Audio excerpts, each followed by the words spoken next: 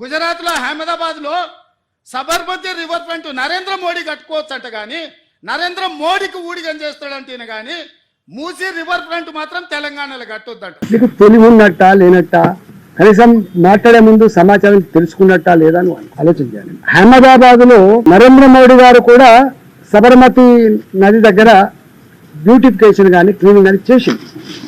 దానికి కాస్ట్ వచ్చేసి 1400 కోట్ల రూపాయలు అయింది.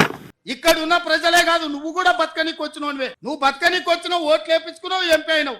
చదువుకుంటేనేమో ఇంత సంస్కారం వస్తుండే, కనీసం ఇతరులు చెప్తే ఇంటర్నన్నా కొంచెం అంత జ్ఞానం వస్తుండే. చదువుకున్నట్టు కనబడతలేదు, ఇతరుల తెలుసుకున్నట్టు కూడా కాదు. నేను Keshav memorial high school Narayanguda student.